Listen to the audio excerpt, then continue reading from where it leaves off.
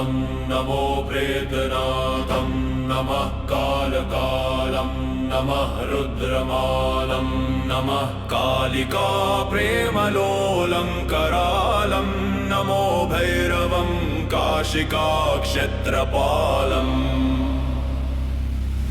पुराणों में वर्णित है कि एक समय देवताओं के बीच यह चर्चा छिद गई कि त्रिदेवों ब्रह्मा, विष्णु और महेश में सबसे श्रेष्ठ कौन है। इस पर कई मतभेद हुए और अंत में सभी देवताओं और आर्षियों ने वेदों से मार्गदर्शन प्राप्त करने का निर्णय लिया। वेदों ने एक स्वर में भगवान शिव को ही परम सत्य और सर्वोच्च बताया, जिनके भीतर यह संपूर्ण चराचर जगत समाया हुआ है। भगवान विष्णु ने वेदों के इस निर्णय को सहर्ष स्वीकार कर लिया, किंतु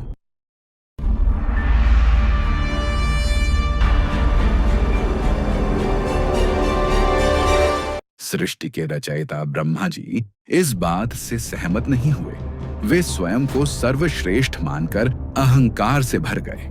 उन्होंने अपने पांचवें मुख से भगवान शिव के स्वरूप और उनके गणों की वेशभूषा का उपहास करते हुए अपमानजनक शब्द कहे। ब्रह्मा जी का यह अहंकारपूर्ण आचरण और शिव की निंदा सुनकर भगवान शिव अत्यंत क्रोधित हो उठे।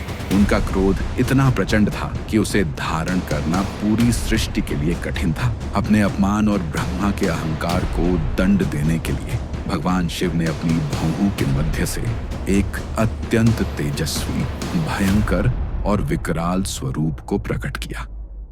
यह स्वरूप साक्षात महाकाल जैसा था।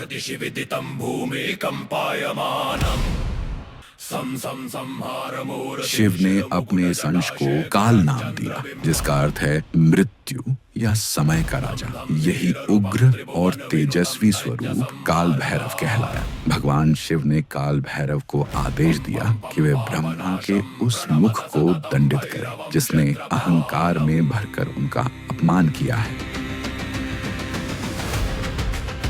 भगवान शिव की आज्ञा पाते ही काल भैरव ने तनिक भी विलंब नहीं किया।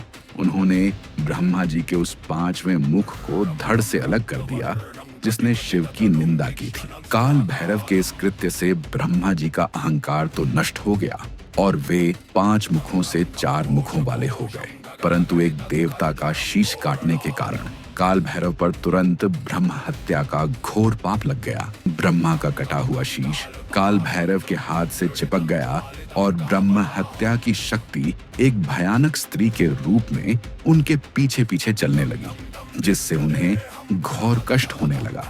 भगवान शिव ने काल भैरव को इस पाप से मुक्ति पाने के लिए तीनों लोगों का भ्रमण करने का आदेश दिया।